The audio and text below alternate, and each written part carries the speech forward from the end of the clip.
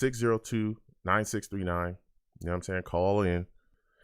It's time to have these discussions, man. We talking Bills game. We talking we talking Dolphins is coming up. So I hope everyone's having a good day. Almost forgot to say that. Salutes to NY Jets FL. He says, we need to talk draft. We talking about it all, man. So, come on in again. 515-602-9639. 515-602-9639 is the number. Call in. 1 second, folks. I'm going to connect the audio. I'll be right back.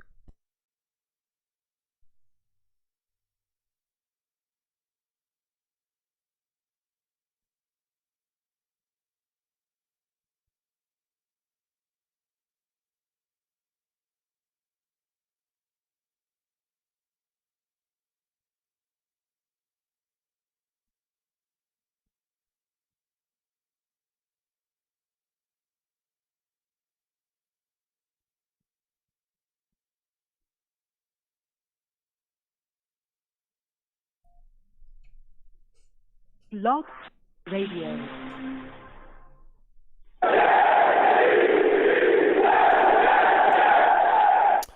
What's going on, folks? It's your boy, Long Beach Joe, and we are back at it. Back at it. We're back at it again, all right? I mean, wow. New York Jets get blown out, get destroyed by the Buffalo Bills, 45-17. 45-17, man. That's what we saw against these Jets.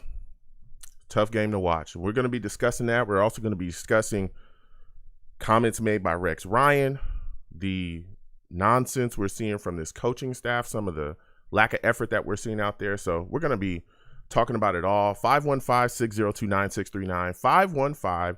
515-602-9639 is the number. Call in. We got the Dolphins game coming up. We'll be discussing that as well. Salutes to all the savages in the chat, from Shonen to NY to Kevin to everybody, man. Again, give my videos a thumbs up, but let's go ahead and get into it. Listen, I'm the man of the people. I'm here for the people. Let me shamelessly promote my Facebook page. Everyone go on Facebook, search The Long Beach Joe Show. Like that page. My content's up there. Go ahead and give it a listen. Message me. I'll message you right back. I love going back and forth with folks about this football team. Also, leave me some feedback. I love hearing about what you folks think I do here on The Long Beach Joe Show. So without further ado, folks, let's go ahead and get into the show. I'm fired up. I am. I'm fired up. It's tough being a Jets fan. It truly is. It's really tough. But I'm here. I love the team, and I'm fired up, all right? Listen, your boy is also on iTunes, man. Okay? Your boy's on iTunes. Subscribe to the show on iTunes, Long Beach Joe Show. Go ahead and go over there, all right? Subscribe to the podcast. Also, leave your boy some feedback, man. Give your boy, a 5-star rating, and let me know about what you think is going on here, man. Let me know. Tell me how you feel. I want to thank everyone that does, hit me up there, hit up those lines to give me that feedback and let me know what they think about the show. Got a lot of really good positive ratings. Salutes to everybody that does that, man. I really, really appreciate it. But, the more you share the show as well and give the 5-star ratings and feedback, it helps the show find more people. So again, please go over there, subscribe to the show on there on iTunes, and give me that 5-star rating and give me your feedback as well. I'm also on Twitter as well at YoungJ00. That's 0. That's 3 zeros. That's the that's my personal Twitter. The Long Beach Joe at The Long Beach Joe on Twitter, as well as the show's page. Please follow both of those pages, man. Please do. A lot of fun stuff going on over there. We have a lot of discussions. I'm also, for those of you listening live on Blog Talk Radio, we also live stream the show as well. You want to see this beautiful face? You know what I'm saying? I have a voice made for radio. I have a face made for movies. I'm ready to go. I'm ready to go, baby. You know what I'm saying? You want to follow me over there. You want to watch the show live. You want to check out my other content. We game. We do all kinds of great stuff. Listen, it is Long Beach Joe Jets. Long Beach Joe Jets on YouTube. Come on over, subscribe, hit that notification bell so when I post content, you folks will be in the know, and give my videos a thumbs up. You know what I'm saying? Give my videos a thumbs up. So with all that said, it's time to get into it. Again, the lines are open, 515-602-9639. They're hot. Everyone, please be patient. The New York Jets got destroyed against the Buffalo Bills, 45-17.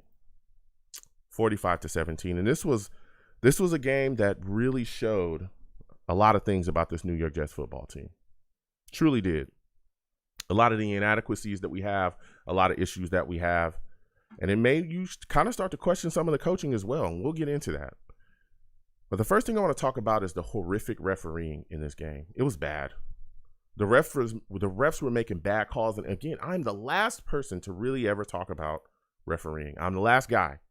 I don't blame stuff on the refs. I'm not blaming this entire game on the refs either. But the refereeing in this game was so horrific. Okay, especially when we're talking about a league that does nothing but protect quarterbacks, right? Tom Brady, all these guys, you even breathe on Tom Brady, it's a flag. It's roughing the passer. You touch him, it's a flag, it's roughing the passer. I watched Mike White take shots after getting the ball out of his hands, well after the ball was gone. He was still getting hit, and it wasn't a flag. It was nothing. I watched a defensive lineman from the Buffalo Bills wrap his arms around Mike White during a dead ball. The play had been whistled dead. It was done. I watched the defensive lineman of the Buffalo Bills wrap his arms around Mike White and jump up and down, still acting like it was a live ball. And the refs called nothing. They just looked the other way. It started a little skirmish between Jets players and Buffalo Bills players. And nothing was called. That job by that crew was insanely bad yesterday, or insanely bad during the game. It was terrible. It was terrible. Some of the calls, the offensive pass interference call on Elijah Moore, that was horrific. Crowder's catch at the end of towards the end of the game as well. He clearly was in bounds. But they still called him out of bounds, said it was no catch, and then reviewed it and still got it wrong again. We've been getting worked by refs this year. There's been quite a bit of bad calls, but this game, I'm telling you, it was horrific. It was horrific. Terrible. You know what else is terrible? This New York Jets defense. My goodness. Just awful all game long. It was terrible. They made drives look so easy for Josh Allen and the Buffalo Bills offense. It was easy. Couldn't cover anybody. Couldn't stop anybody. We gave up 489 total yards of offense to the Buffalo Bills. I'm going to say it again. 489 total yards of offense to the Buffalo Bills. Unbelievable. We gave up 139 yards on the ground. Matt Breida, nobody could cover him. He had a day.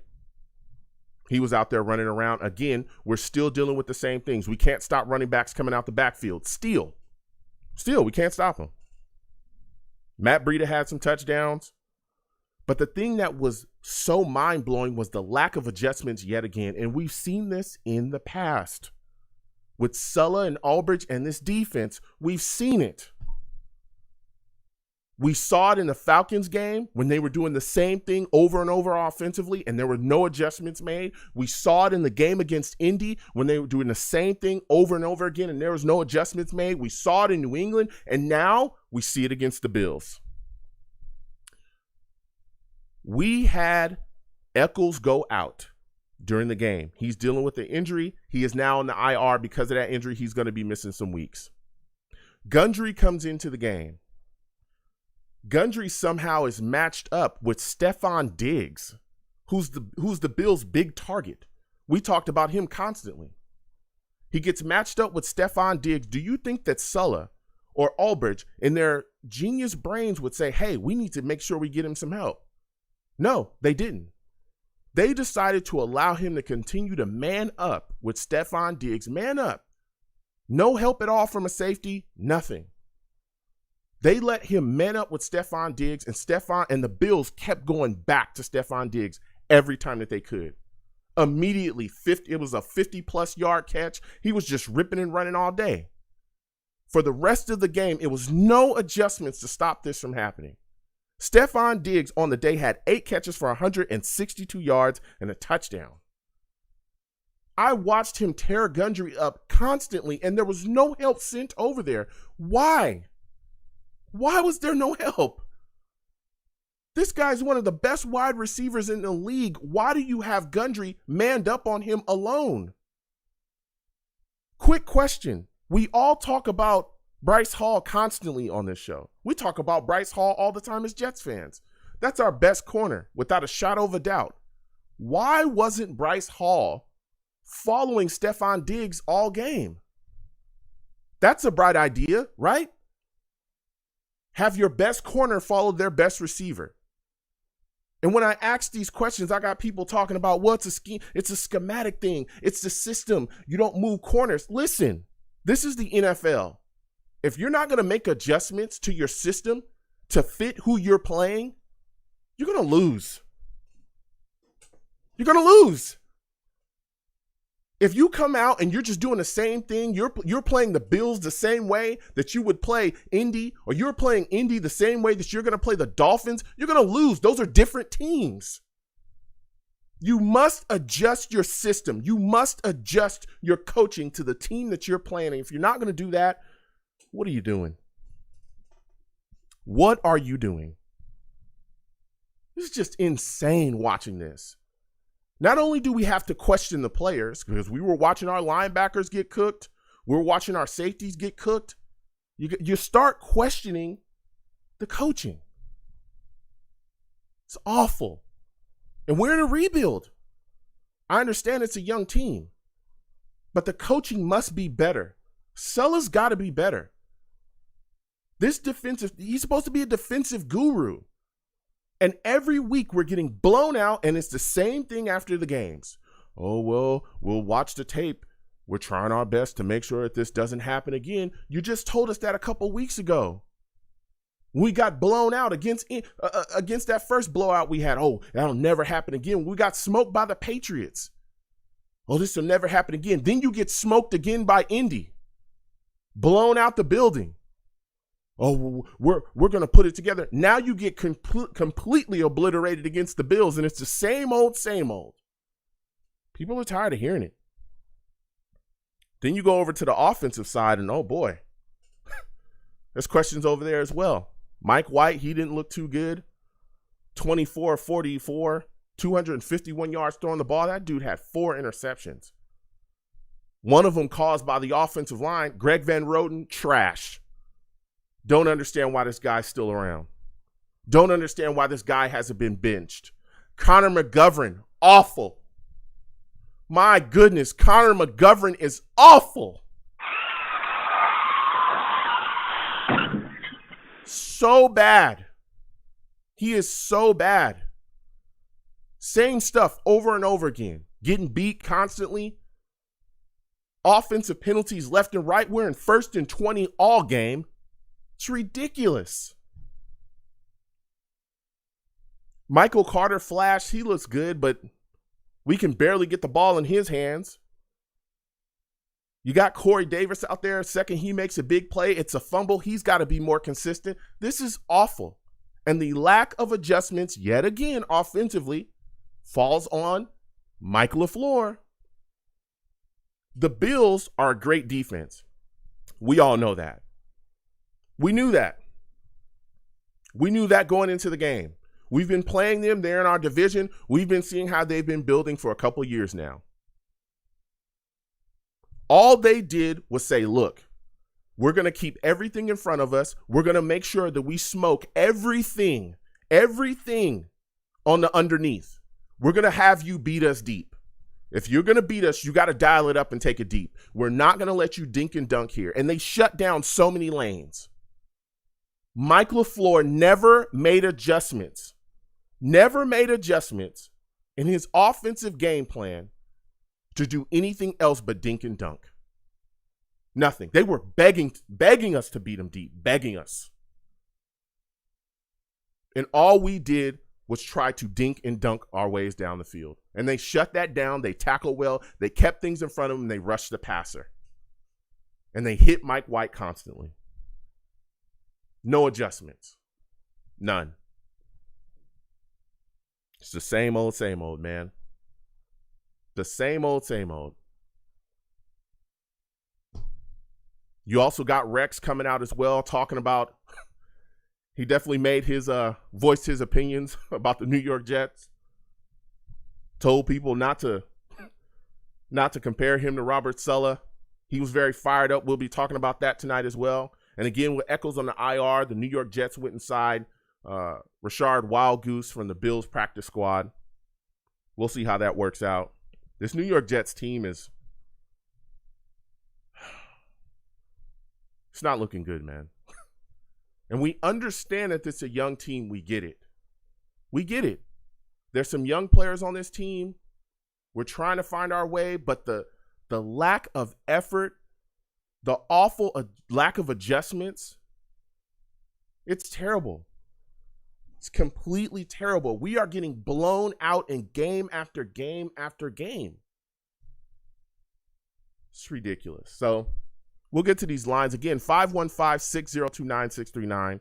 515-602-9639 is the number. Call in. Taking all callers. If you're watching me, no matter where you're watching me from, please give the stream a thumbs up. Also share the stream as well. If you'd like to support through a super chat, please do. Also, if you want to support through the Cash App, it's there. Some people ask me about my Cash App. Please give to the Cash App if you can. Anything that you give to the platform is greatly appreciated. The Jets are, I'm telling you, I have lost my mind. I'm losing it. I'm losing it. The Jets are literally going to send me to an insane asylum. This team, being a fan of this team is unbelievably frustrating. It's unbelievable. I'm losing it. I do not understand why we cannot adjust to teams, why we can't put together solid games, a couple solid games in a row, why we're so up and down, why we don't give effort, why it's the same excuse constantly. When is our coaching going to step up? I'm just asking. When? We're getting to these lines. 515-602-9639. 515-602-9639 is the number. Call in. Taking all callers, man. I am taking all callers, let me tell you. First caller we're going to, 915-915. I'm coming directly to you. You look like a new caller. Give me your name, where you're from, and give me your thoughts on this loss by the New York Jets to the Bills 45-17. What were your thoughts about the defense?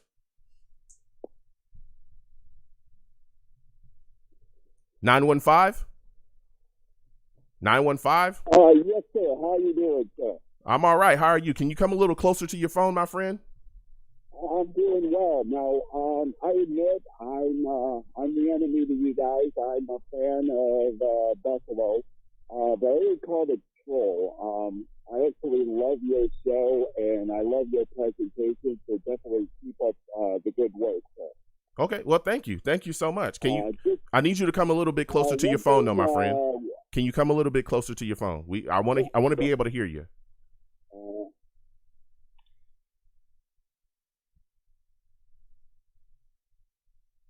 Hello? 915? All right, I'm going to put you on. Is that any better, sir? Yeah, go ahead. I can hear you. Go ahead. Give me your thoughts about you said you were a Bills fan. Give me your thoughts about this game, man. When you look at from the outside looking in, what were your thoughts about the pressure you folks were able to put on the Jets offense and how you guys were able to kind of shut it down? I think we lost them. All right, we'll keep going in. Again, 515-602-9639. 515-602-9639 is the number. Call in. When you call in, can you please call in and let me be able to hear you? Don't call in from a Pringles can. You know what I'm saying? Come on. I need to be able to hear you. It's bad enough we didn't lost to the Bills, 45-17. It's bad enough we got a loss. All right? I need to be able to hear you. Don't call me from the back of a Sega. All right?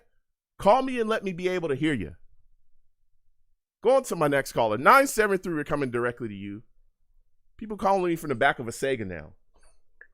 Jeez Louise. I would never come from the back of a Sega, Joe. Salutes, my friend. No, how are you doing, man? Listen. Yeah. We got people calling in. Yes. From the back of an old PlayStation that they found in a dumpster. Oh. Now, we done lost to the Bills 45-17. I am tired. I'm As tired. Expected, as You know? expected. Go ahead. But Joe, I tell you, I didn't expect much of that from the Jets in this game at all, because the Bills always kill us anyway. Yeah. So this didn't surprise me at all. The defense was a joke. The Bills' offense is like right at the top of the league. So basically, I didn't get much of a chance anyway. Mm-hmm. So it's kind of what I expected. But every week, this team gets worse and worse. Yeah. I mean, just when you thought that Zach Wilson was going to be the savior of this team, and what has he done? Nothing. And our backup, Mike White, had a great first game, crashed and burned the game after that. So he's going to be gone. Mm-hmm. It doesn't matter who we get; it just seems to go from bad to worse. Yeah. I can't figure it out either. Yeah. You're just as good as mine. That no matter what we do, we always come up, on the short end of the stick. Yeah, it's mind-boggling to me. Look, I get it. We're not an unbelievably talented team, but we are definitely not as bad as the results of these games. This team is much better, especially offensively, than we were last year. Much better, right? Much, much better.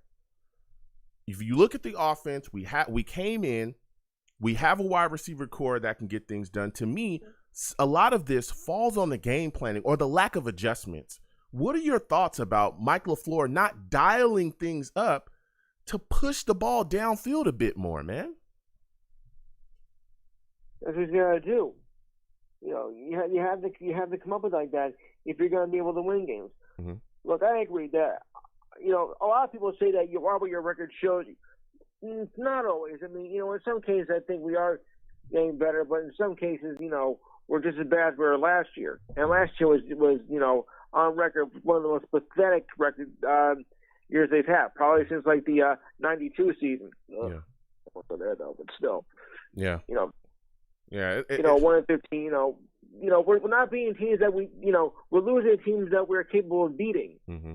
And that's what happened. I mean, we could have won against Denver as well, did we? No. Yeah. I mean, we lost some key games, in key moments of the game. Yeah, we did. I mean, some of the losses has just been absolutely crazy. When you look at what's going on here. Now, my next question for you is, you look going forward, what were your thoughts about the 4 interception game by Mike White, man? Were you surprised that he took, that those things were going on during the game where he couldn't really hit guys perfectly?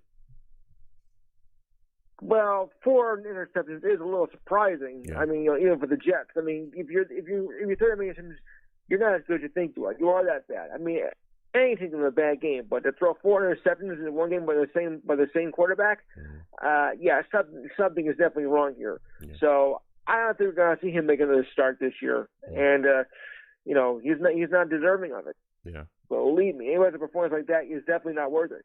You're lucky this wasn't a preseason game. You wouldn't make the roster. Yeah. So just my last question before I let you go, you talked about, not starting Mike White again. I mean, we don't know if Wilson is going to be healthy at this point. Sulla came out today and said, hey, he doesn't, that Wilson is still dealing with the knee stuff, but he has to make sure that he's mentally, and physically healthy enough to go. Let's say Wilson doesn't go. Are you comfortable going forward and playing Mike White in this game, or would you like to see them turn to Joe Flacco? I think I'd see them turn to Betty White. But, oh, boy. Okay, that's bad. Well, let's see. A game of pick your poison. Well, even though he's old and has lost a step or two, I'll take my chances to go Wacko Flacco. Wow. Okay. So, before I let you go, man, give me pick your poison, man. Yeah. I mean, before I let you go ahead and give me your final score. Who do you think wins between the Dolphins and the Jets, man? How do you think it ends up? Okay, this one should be a closer game because the Dolphins are just as bad as we are. I'm expecting a low-scoring game. 14-7 Jets. 14-7 Jets. All right, let's go. I think a low-scoring game. I'll give that to you. We're in a situation. Listen, my friend, I got to get back to these. Before I go, go ahead. Promote your show, please. Because I want to plug in my show if I could, and hopefully you can call in. Called the Enhanced Sports Show, Saturdays, 5 to 7 p.m. East Coast time. Number to call is 512-543-4662. Number again, 512-543-4662. And it is a live show. and it's a special Thanksgiving show, so I want as many people to call in as possible. All right. Listen, my friend, thank you for calling in. You have yourself a good one, all right? Listen, we're going to keep getting to these lines. Again, 515-602-9639. 515-602-9639 is number. Call in. We are taking all callers. Please be patient. The lines are hot. Please give the stream a thumbs up wherever you're watching me from. Also, share the stream as well with your friends and family. It's always greatly appreciated. Subscribe if you're watching me live on YouTube, and hit that notification bell so that when I post content, you folks can be in the know. And salutes to all the non-Jets fans that watch me as well. I appreciate y'all.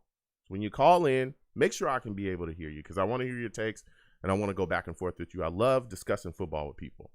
All right? Don't call me from a Sega. Next, I am going to 718. 718, I'm coming directly to you. Looking like a new caller. Give me your name, where you're from. Give me your thoughts about this beating the Jets took by the Bills, 45-17. What were your thoughts about the defense? Defense was horrible. Yeah. Didn't make any adjustments. My name's Michael. Okay. By the way, I've been seeing you on YouTube, so it's pretty cool. I'm enjoying your show very much. Thank you. But you got to realize that this team is young, and they have a lot of inexperience all over. I love what he's doing with the cornerbacks with Michael Carter and Hall and whatnot. And Echols was doing great until he blew out his quad. Mm-hmm. But we have no safeties. What'd you expect? Mm-hmm. You're lackluster with your linebackers, and you have a good defensive line. You would have been better if Lawson was was okay. Mm-hmm. But you don't have that. And the thing with the offense, again, it's 5 offensive linemen, not just one, and one doesn't make it. And right now you're dealing with only one with Vera Tucker. Beckton's still out. I can't wait for him to come back and see how both of them on the same side open up holes for Michael Carter. That would be really nice to see. Yeah. But you got to give Zach Wilson time. I mean, you're playing with mostly all rookies. Yeah. Well, it's going to be at least another 2 years before they really get a hold on it. Yeah, and listen, Michael, I want to thank you for calling in. I can't wait to talk about this with you. Now, look, I understand that we're a young team, but when you look at some of the pieces that we have, it should be functioning a lot better than it does, right? You go over to the defensive side of the ball. Yes, we're without Marcus May, right? He's down and done, but there were games where we had him and we got blown out, right? We're talking about a defense that's just got 45 put up on them. We talk about the front line. It's not okay. Yes, we're without Carl Lawson. We went into the season without him. But what happened to John Franklin Myers? Where's Quincy Williams? Where's Quinnen Williams? Right? Quinnen Williams isn't a rookie. This guy should be. Where's the impact? Like we need more out of him. C.J. Mosley, that's our inside linebacker. Where's the play? Why are we still getting beat with running backs coming out of the backfield? Why are we still susceptible to these same things constantly, week in and week out? Why is this happening? Why aren't we? Yeah, exactly. And that's my next question for you, Michael, because look, we understand we got a young team. I get that. But where is the coaching? Where are the adjustments when things are breaking down out there? Why are we doing things like leaving Gundry on an island with Stephon Diggs? When no disrespect to him, he has no business being one-on-one with Diggs. He has no business doing that. No, exactly. Give me your thoughts on that.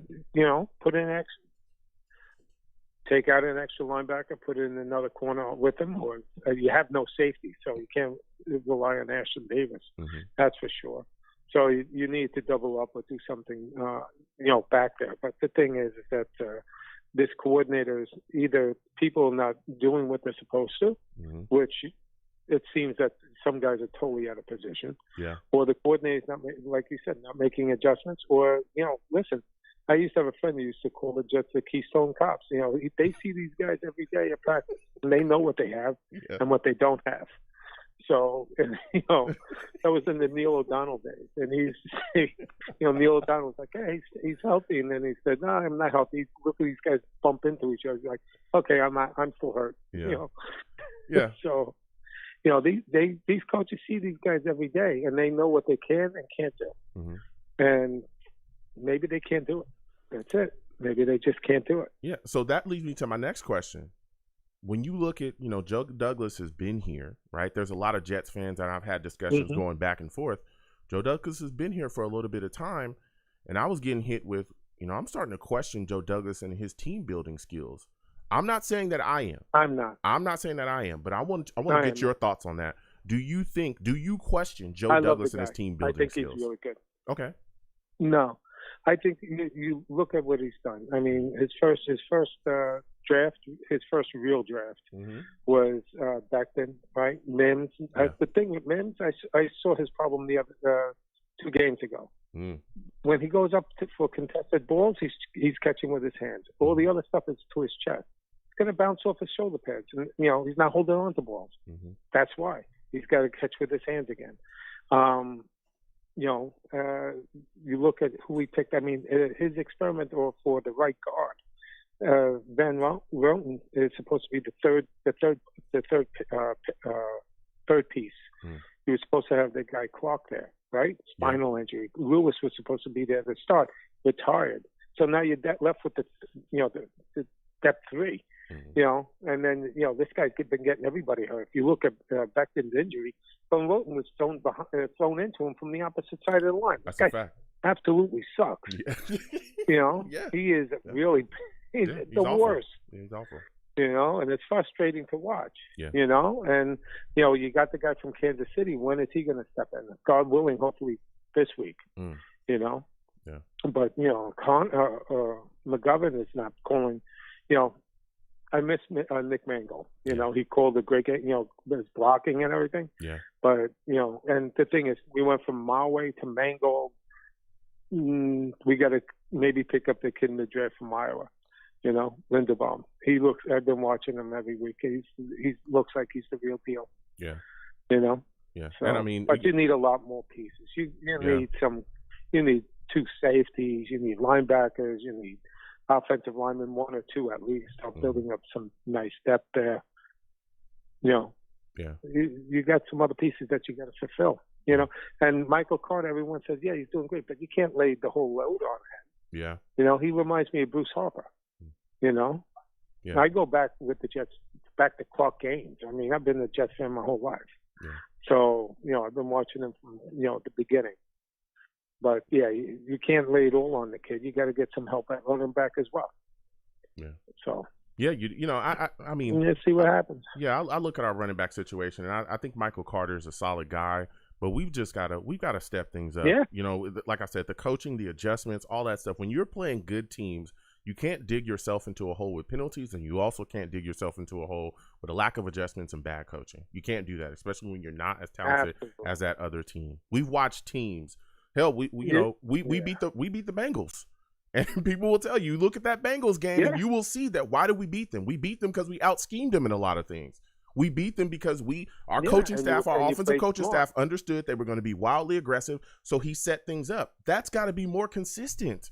You've got to be more consistent with your game planning and your adjustments in game. You can't just have one game and not have them for the next 3 or 4 games, and then before you know it, you're out of it. You cannot do that. So my next question for you, man, because we're talking about a lot of stuff, man. We're discussing it all. And again, I want to thank you for calling in. You're bringing the heat. You look forward to this Dolphins game that's coming up. How concerned are you that the New York Jets coaching staff will get out-coached yet again against Flores? Because this is a guy that doesn't play any games as well, and he had Flores that Dolphins game ready to go. Right? Go ahead. Yeah.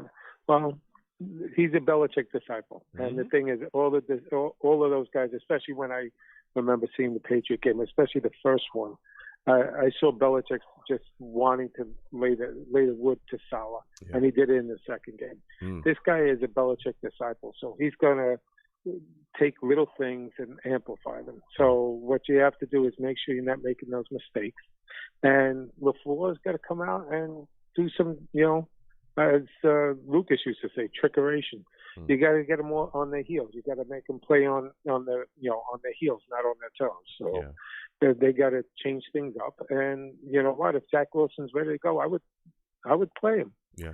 And the thing is, hopefully he learned to know that it's about managing the game and then explode or do things off kilter. Because if he can do both, he's going to be very dynamic, and he's going to be that pick that you're going to be like, oh wow, Joe Douglas got it right.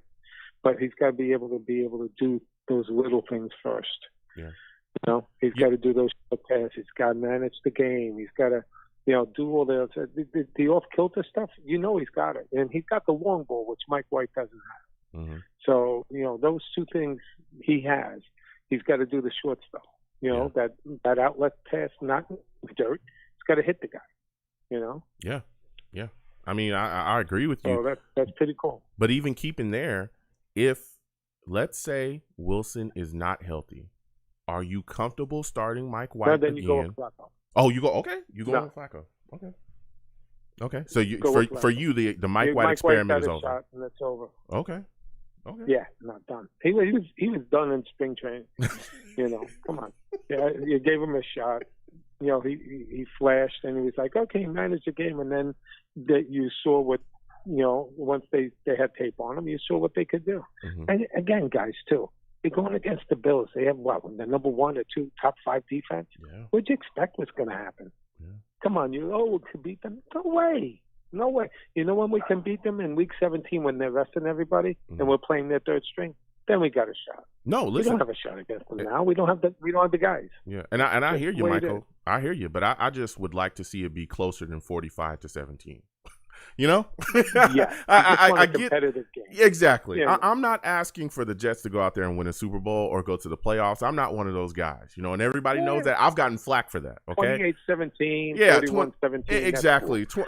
20 to 27. Yeah, something like that. Keep it within a score, 2 scores. But you just getting completely destroyed? Oh no! And this is not This is just the Bills. What about Indy? We got completely destroyed against Indy. I think it was like 45-10 in the third quarter. Like, this is not like everybody's just like, oh, it was the Bills. Yeah, but what about Indy? What about when we got beat by the Falcons, who were completely decimated with injuries offensively? I was upset with that. I mean, but I was upset about the same thing. I thought we could have won that game. Yeah, but the same thing you saw in that game is the same thing you saw in this game. The same thing. Coaching issues, offensively, lack of adjustments, all that stuff. Yeah, all of that stuff. So it's mind-boggling. Listen, Michael, before I let you go, man, have a good one, Michael. Hold on. Give me your score. Give me your final score prediction, my friend, because you brought the heat. Give me your final score prediction, and let me know what you think about this Dolphins game. Who do you think wins? 26-13 Jets. That's what you got? 26-13 Jets. All right, yeah. Let's go. I think it's going to be close, and then we get 2 points late. Go ahead, my friend. I said they're gonna keep it close, and they're gonna get probably 2 scores late. The Jets to make it look bigger than what it is. Okay. If I see them like 16-13, then maybe get a touchdown and an extra field goal. Yeah. See how it works out. All right. Listen, Michael, I got to get back to these lines, man. You have yourself a good night, my friend. Next time I have a show, I want to hear from you. All right. You too. All right. You got it. Take care, Joe. All right. Listen, Michael calling in, man. Salutes to everybody calling in. I love going back and forth with folks, man. We're going to keep getting to these lines. Again, 515-602-9639. 515-602-9639. Call in. Take it all callers, man. It is tough being a Jets fan. I ain't lying to you. It really is. And you got Rex Ryan. And listen, I love Rex. Everyone knows that. When he was here, that was my guy. And he is in the media letting off. He's in the media letting off, man. He is in the media letting off. Don't compare him to me. The Niners defense really was only, bottom of the division for quite a while. They were really only good 1 year. Statistically, I'm better than him. Boy, oh boy.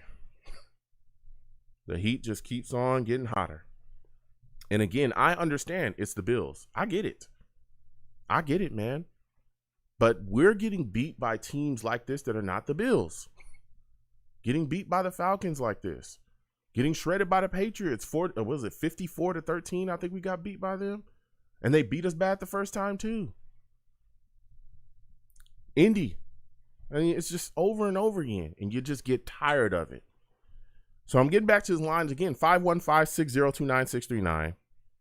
515-602-9639. Call in. Wherever you watch me from, please give the stream a thumbs up. Also subscribe if you can as well if you're watching me on YouTube. Please hit that notification bell as well. If you want to donate to the platform, please give to the Super Chat. If you don't want to hit the Super Chat, my Cash App is at the bottom of the screen. Anything you give to the program, to the platform is greatly appreciated. So we're going to keep getting to these lines. Next, I'm going to my guy, Colin. Colin, I'm coming directly to you, man. Colin is a Jets fan through and through, just like me. Hey. Colin salutes, man. What's up, Joe? Good night, buddy. Dude, give me your thoughts about this Jets loss. What were your thoughts about the way that this defense played against the Bills? There's only one word to describe these guys: disgusting. Yeah. Yeah. That's it's even hard to like finish watching the games these days. It's you're just, unfortunately in the East Coast we had nothing else to watch, so we had we had no choice to watch the Jets. Mm-hmm. But I mean, looking at this team, we have to stop putting this team on a pedestal. I think we've been doing it long enough. They haven't really shown much at all. Getting beat up that bad. It's Robert Saleh. I'm starting to question him. He for a head coach, in my opinion, I don't need a Todd Bowles 2.0, a guy that just stands there and there's no emotions. The only time you see emotions in Robert Saleh is when the team is doing something good. When the team is not doing good, you don't see him doing anything. He just stands there with his hands folded and zero emotions. Yeah. Yeah. He's got to come down on guys hard. I mean, if it has to be seen on television and everyone sees it, you got to do it. You got to you can't be too nice with these players anymore. Absolutely. And what kills me, Colin, is the lack of adjustments. Yeah. That's what blows my mind. I look at it and I'm like, dude, why are you leaving Gundry out there on an island with Stephon Diggs? You are asking Diggs to just have a field day, and he did. 162 yards, a touchdown, 8 catches. Why wasn't there a safety put over there? Why didn't you put Bryce Hall over there? Why wasn't Bryce Hall following this guy around? Where are the defensive adjustments? That's what I was. That's what I was wondering. I was like, what are we doing? Man. And then he comes in, on the post game, and he said that that's not the way. I guess he runs his system. He's running the team. Man. So, I mean, I don't get that. If you don't know how to adjust, and you're just gonna have a star player on a different team, not covered by your number one corner, what is that saying about him as a coach? Man, he has a lot to learn. He has a lot to learn. Yeah. The issue with him learning in New York with this media and exposure is that he doesn't have much time to prove himself as a head coach. Yep. Before they run him out of town. Yes. Or he gets demoted to a defensive coordinator, to a different team somewhere. Mm-hmm. He's not gonna last long if 8 games look like the game last week. Yeah. Yeah. You're talking, Colin. You want a successful team, regardless of what sport it is or anything. You have to have a mixture of 1 or 2 superstars, some veteran players mixed with the rookies, and all of your coaches can be rookies, right? There's zero experience with coaching. That's the recipes for a disaster right there. You're not going to win games like that. Yeah. You're not going to win games. Zach Wilson comes in next week. You think all of a sudden he's going to put up 45 points against Miami? Yeah. Oh. Yeah. Yeah. I mean, that it just blows my mind that like you talked about, Colin, the lack of adjustments and saying, hey, that's not the way my scheme is ran. Dude, if you do not make adjustments in this league, if you're not willing to adjust your scheme to ensure that you don't leave Stephon Diggs alone with, a corner that is not our number 1 nor our number 2, you're going to get cooked. I've watched Stephon Diggs destroy way better corners than Gundry. And again, we're not disrespecting, we're just keeping it real. We've seen him wash top corners in this league. There's a reason why he's considered a big weapon. There's a reason why the Bills went and got him to push that offense over the top. There's a reason why, because he can beat top corners in this league. You don't leave him out there on an island with there. And that's just ridiculous. But what even made me more upset was the lack of adjustments offensively yet again, right? We're watching Mike LaFleur dial things up. What were your thoughts about that? Them not trying to push the ball down the field a little bit more to keep the Bills honest. Yeah. I mean, like I said, from the time the game started, it was just horrible. I barely could have stomached watching the game.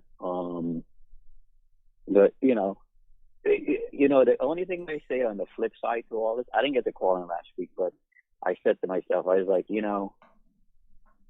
I hope Mike White doesn't have a good game. Because the last thing I wanted was a controversy with Jets fans saying, start Mike White for the rest of the year. I think I had told you in the show before, we invested a lot in Zach Wilson, and if he's 100%, he starts. If he goes out there and he gets hurt again, so be it. But what are you resting him for? What is he going to learn from Mike White by standing in the sidelines? Yeah, right. He's not learning much. So I'm glad that Mike White experiment is over, and let Zach Wilson play the remainder of the year as long as he stay healthy. Yeah. So Mac Jones is doing well. Yeah, you're right. Mac Jones is doing well, but if you look at the at other guys, right? Yeah, but if you look at a Mac lot Jones of those, is doing well. Yeah, but if you look at a lot of those other guys, and this is what I went back and forth with a lot of people saying, "Hey, Mac Jones is doing well." Yeah, but Mac Jones has been surrounded with talent, right? But he's also being coached. He's being coached extremely well. People can, especially I think a lot of Jets fans, because I go back and forth with everybody, and I respect everybody. But when you look at the recipe, right, to put together a good quarterback, to put them in the best situations, to push them forward, what are the things that we never give our quarterbacks fully, right? Up until this point, we'll figure out what Sulla and LaFleur completely are, going forward. But up until this point, what was the issue with like Sam Darnold? Lack of weapons, lack of coaching. Yeah. You have to have that to groom a good quarterback. People talk about Aaron Rodgers like he was just some anomaly. Listen, Aaron Rodgers is a great quarterback in this league, but he also had weapons and he had coaching. It wasn't like he just fell out of the sky and became that good. No, there was coaching to help him. They helped him with his mechanics. They helped him fix things. Go ahead. But that's the mistake that Joe Douglas made, right? Yeah. If you're looking to win games, you're going to go out and get a head coach with zero experience, right? You go out and he brings in an offensive coordinator with zero experience. Yeah. You get a defensive coordinator, not much experience, right? Yeah. You want to build from the ground up, so you got a whole bunch of rookies, and you bring a couple of second string guys that potentially can do well. Mm-hmm. How are you going to win anything? How are you going to win? I mean, it's tough. Man.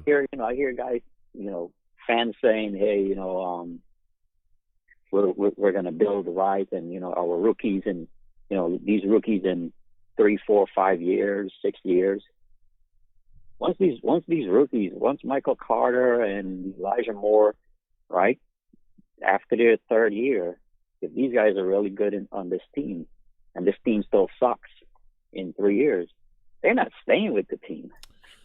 I mean, Kyle, I hear you. I think we'll see what happens going forward. How are you going to retain players? Yeah, I mean, we'll see what happens going forward, because a lot of these guys, got to get better. We'll see if a lot of these guys, are healthy. Again, we're going to get some guys back, and we'll see what the future holds. But it's just tough right now, man. But looking forward to this Dolphins game, you look at this situation. How concerned are you with some of the Dolphins' weapons offensively as well? Now, Eccles is going to be on the IR. He's gone. You look at our corner situation. Are you worried about Devontae Parker and Jalen Waddle just having a day against us? Yeah, I mean, listen, the Miami game is going to come down to coaching again, right? Who's going to outcoach who? Mm-hmm. And are they going to be able to stop Tua, right? Yeah. If you can stop him, maybe you have a chance of winning the game. Yeah. But if you have no game plan around Tua with the weapons he has, and that team last year won like 11 games. Yeah. So, how are we even going to win that game? Yeah. We'll be lucky if we win two more games for the rest of the year.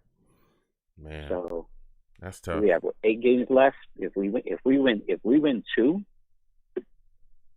we're lucky at this point. Yeah, it's going to be rough, man. So before I let you go, Colin, because you're bringing the heat, man. Buffalo one more time. So yeah, you're bringing the heat, my friend. Give me your final score prediction for this upcoming game against the Dolphins, man.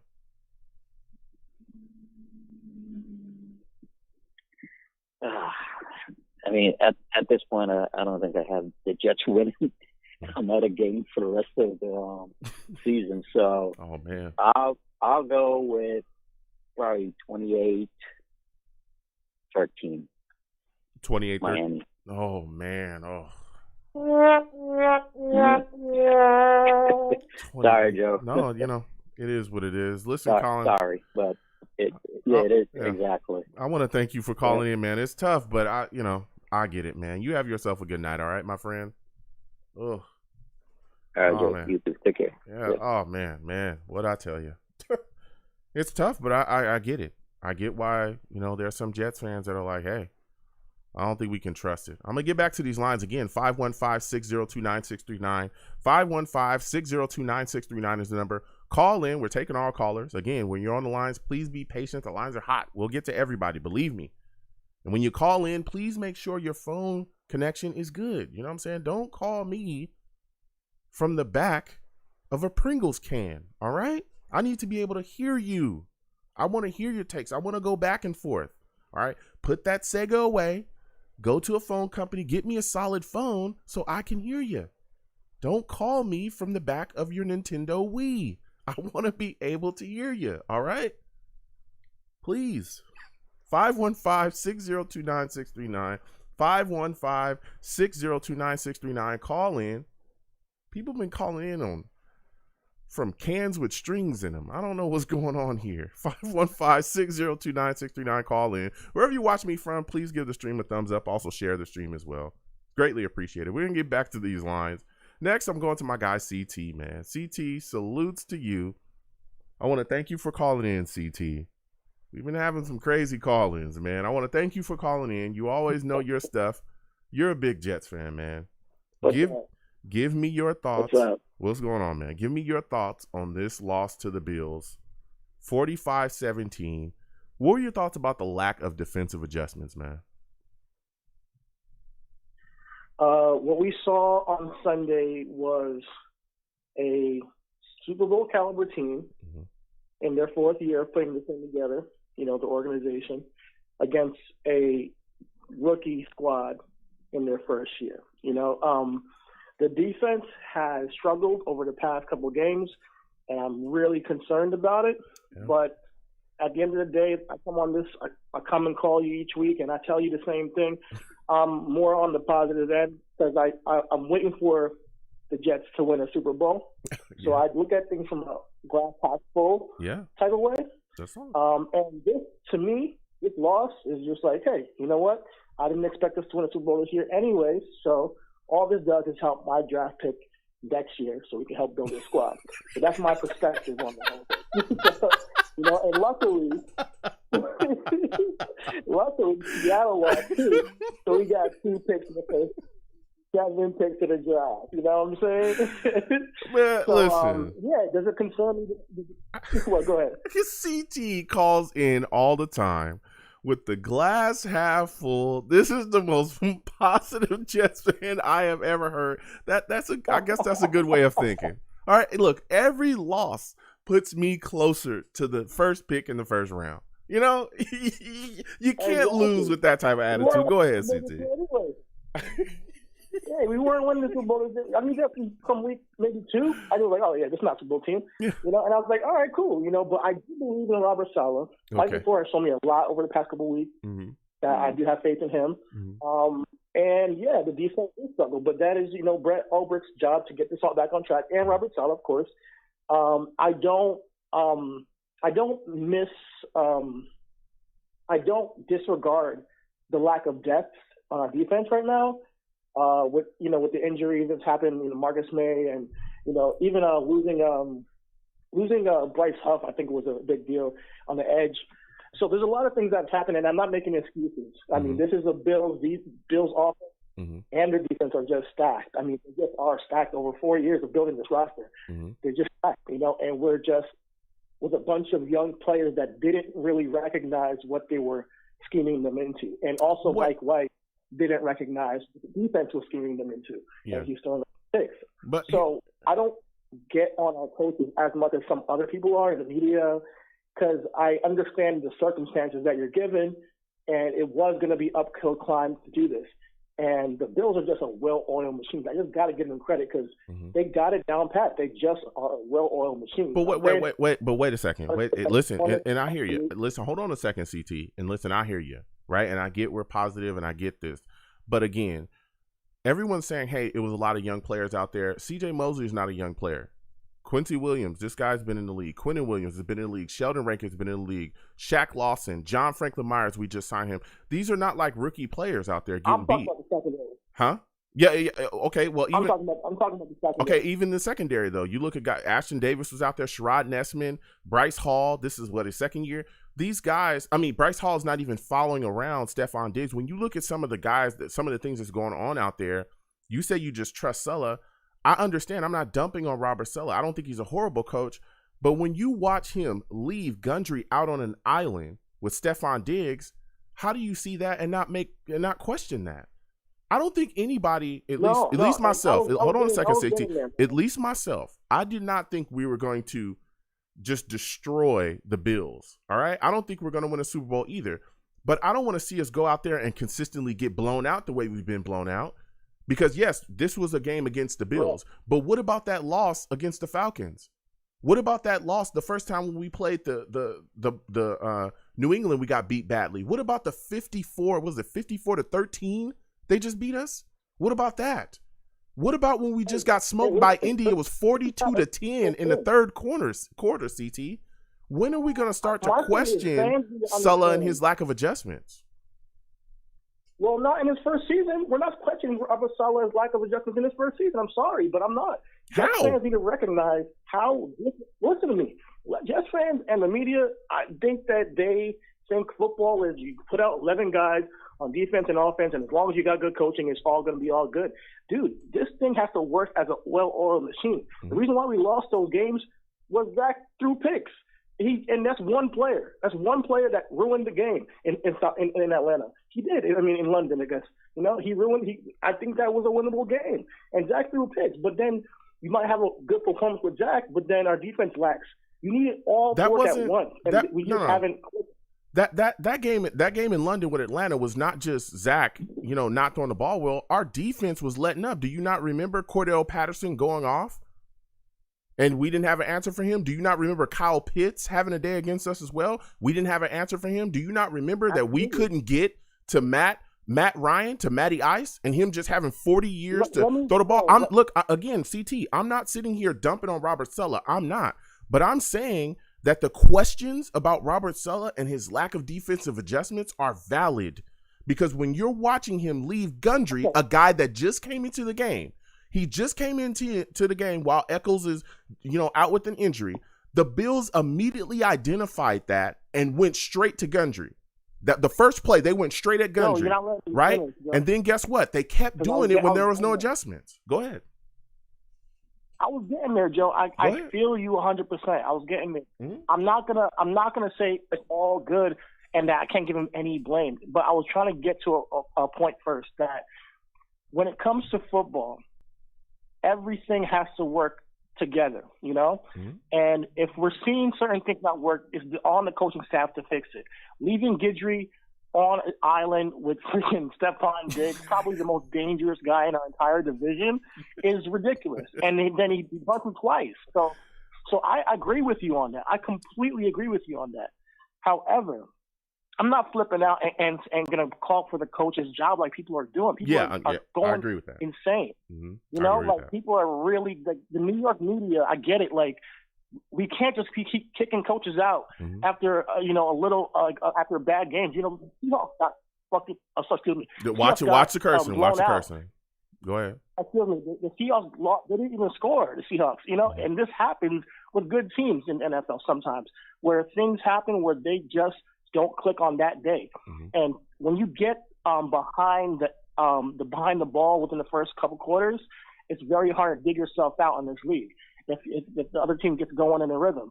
So against the Bills, yeah, I'm sorry, and I know we want to win, we want to be competitive, but I expected certain losses like this year, me personally, and I get Jets fans want to just see a competitive game. Yeah. Me too. I get it 100%. But when it comes to the reality of it, we do not have the players on defense yet. We don't. And I think there's going to be some cuts. There's going to be some players that we get in free agency. There's going to be some drafts picks. I want to get Aiden Hutchinson on the other right-hand side, on the opposite side of Carl Lawson, and see what they can do damage next year. Hopefully we can get high enough to get him as a right end. But I believe that we have a lot of things to look forward to. And if you're a fan, I get it. You want to see a competitive game and you want to be entertained. But if you want to see this team go deep into the playoffs, you're going to have to wait a couple of years. I'm sorry. Yeah. And that's what I'm looking for. Yeah. But I hear you. Saleh needs to make some changes on how he coaches the defense. I'm not saying he's completely bereft of any judgment. No, I think granted he should. But people are like, oh man, he should be on the hot seat. Look, dude, it's been like half a season, bro. And he needs to get at least 2-3 seasons before we actually know what he's able to do as a coach long term. Coaches don't build, especially coming from a two and whatever team last year. We don't have it's not like Rex Ryan who inherited a 9-7 team, with a bunch of different stars. How many stars do we have?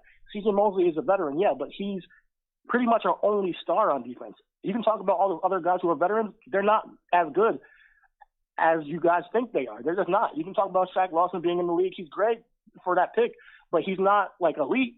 We don't have any elite players. And when you're going to get the elite offense, sorry, but it's just sometimes it's not going to fit. No, listen. And especially with young players. And I know Ashton Davis is in his second year. He's still young, figuring out how to, recognize things that they're trying to do in the league to him to expose them. And they got exposed. Yeah. No, listen, CT, I hear you. And I'll agree with you on this. People calling for Saleh's job, I don't agree with that. And I've made it very clear before in the past as well. I'm not, on board with firing coaches in their first year unless they're just unless their gaze bad, right? Unless your gaze bad, I'm not even in the discussion of firing you in your first year. So I am not saying that. But I am saying is that if you're going to be putting on the road together, putting the steps together to being a good coach in this league is understanding adjustments, right? And making them immediately. The New England Patriots literally have won Super Bowls based on adjustments. They are the model team for adjustments. They immediately adjust right off the bat. From the first quarter to the fourth quarter, from the second the whistle blows to start the game to the second the whistle blows to end the game, they continuously adjust to what's going on out there on the field, and they continuously make themselves look different. So Saleh's got to do that in the future because, like you said as well, yes, the Bills far more talented than us, but you make it easy for them when they see they can continue to go back to the same player doing the same thing because you're not making adjustments to a guy being out. And that's literally what the Bills did. I felt like at one point in the game, they were almost surprised. Like, y'all just going to keep letting us go to Stephon Diggs? I mean, he literally put a drive together for them. That touchdown that he had, that was literally his drive. Like, they just kept going to him. Like, okay, y'all not going to stop it. I'm going to just keep going there, man. But it's mind-boggling. But looking forward, CT, because you bring in the heat. I ain't going to lie. We always go back and forth, and you bring the heat. You look at this Dolphins game, Mike White, 4 interceptions in this game. If Wilson is not healthy, do you go back to Mike White again for this game? Do you feel comfortable starting him against the Dolphins? Or are you going to Flacco? Because there's some fans that have called and said, hey, I'm going to Flacco. I'm done with Mike White. Give me your thoughts on it. I'll give Mike White another game if Wilson's not healthy. I'll give him another game against. I think he's that game against the Bengals. I really think he showed me something. He just got so on Sunday, and I'm not going to make that.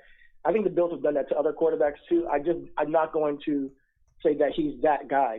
Just that. He's somewhere in between those two games. He's not completely that performance or the Cincinnati Bengals performance. He's somewhere in between, and he should, if Zach is not healthy yet, yeah, why not? Let him go out there, start. If something happens and he's not playing well, let Flacco go out there and show what he got. At the end of the day, I'm not so tied to the victories this year. I'm tied to seeing players improve. Yep. And what I took from that game is really we got two really, really good draft picks in Michael Carter and Elijah Moore, who are going to be great for us moving forward for years to come. I'm telling you, those guys are supremely talented.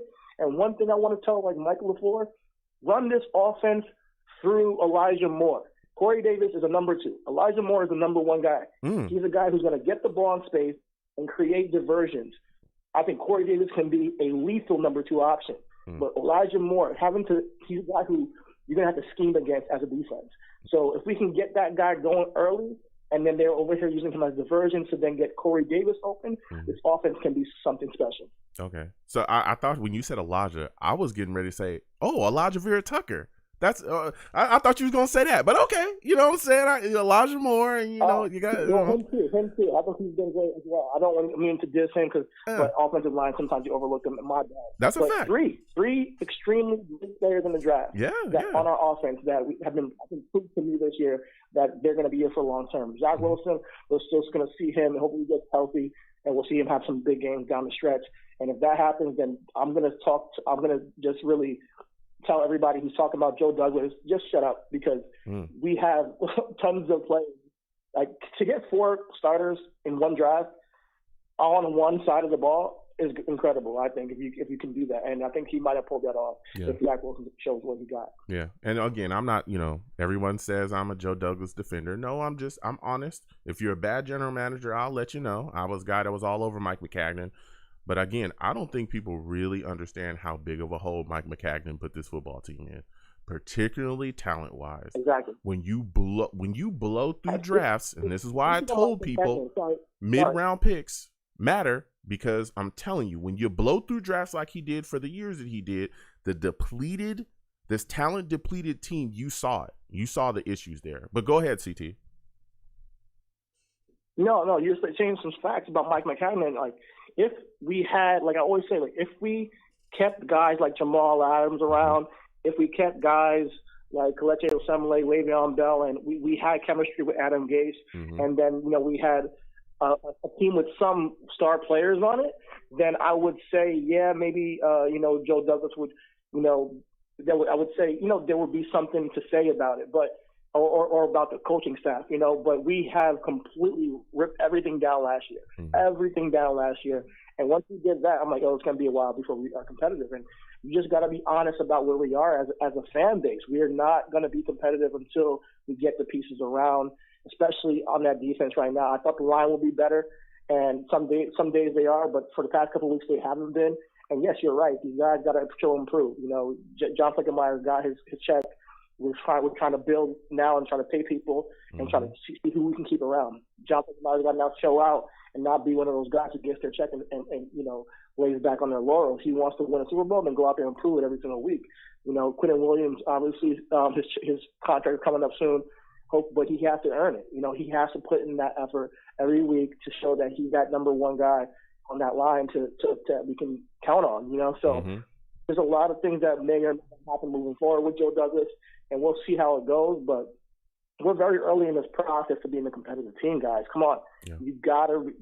And it hurts for me and Jets to watch them lose too. But at the end of the day, I know this is a process, and what I look at with our coaching staff is they don't seem like they don't know what they're talking about. Adam Gase seemed like he didn't know what he was talking about a lot of times.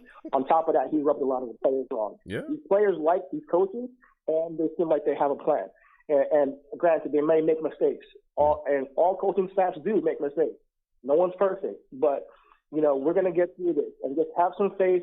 We might lose some more games this year. But guess what? We weren't going to playoffs this year anyways. No, listen. So let's get our high draft picks. Listen, and I hear what you're saying, CT. I want to be very clear. I think most Jets fans, at least the ones that are talking to me, listen, losing, it is what it is. We all knew coming into this season we were not going to go to most of us did, okay? I'm giving you that because there was some crazy Jets fans, but most of us knew we were not going to the Super Bowl, we're not going to the playoffs, but we want to be competitive. Getting blown out constantly. And yes, Sulla, Michael Floyd, they sound amazing when they talk about football, but you have to see that out on the field. And if you don't, that makes you start to question, especially again, when we're in a rebuild, because coaching in a rebuild is extremely important. So listen, I got to get back to these lines, CT. Go ahead and give me your final score prediction for this upcoming game against the Dolphins. Hey, man, the defense, man, they've been letting me down lately. Mm-hmm. So I think they're going to be putting up points, especially with those two special wide receivers they got. Mm-hmm. Tua's been on he's been looking pretty good. So I'm going to say that the score is going to be, 24-20. I'll give him that. And if it's Zach Wilson, then he gets the victory. If it's not, then it's 24-20 and CT. The Miami Dolphins. CT, I know you don't think that I'm going to let you get up out of here with that. Give me a score.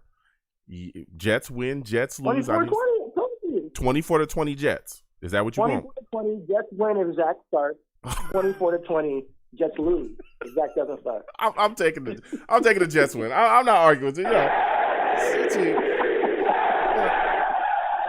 Listen, and we're not letting you get out of here with that. CT ran from us. He ran from it. Come on, man. CT ran from us. Listen, salute CT. I want to thank you for calling in, man. Next time I have a show, I'm going to hear from you, bro. You know what I'm saying? You have a good one. What's that? You take care. Have a good night. It's a good night. CT you see the game CT tried to play before he got up out of here? Did y'all see that? We was having a great, passionate conversation about this football team. He was giving us takes. We was going back and forth. And then right before that, he just going to lose control. Slide straight off the street. Come on, CT. Right into the embankment. Come on, man. Keep your hands on the wheel. You know what I'm saying? Keep your hand on the wheel. Jeez Louise. 515-602-9639. 515-602-9639 is the number. Call in. We are taking all callers. If you're on the lines, please be patient. We will get to everybody. Next, I'm going to my guy, Steve. Venom G's, hold on. We'll get to you in a second, my friend. I can't wait to hear from you. But we're going to Steve, man. Steve is on these lines. Salutes to you, Steve. I want to thank you for calling in tonight, man. You know your Jets. Give me your thoughts about this loss to the Bills, man. 45-17. What are your thoughts about the lack of adjustments offensively? Hey, Joe. First off, great to hear from you, man. Yeah, salute. Let me just say this right now. I understand this team is in a rebuild. And we were going up against a team this past Sunday that is a Super Bowl contending team in the Buffalo Bills. Yeah. It's a divisional game. It's at MetLife Stadium.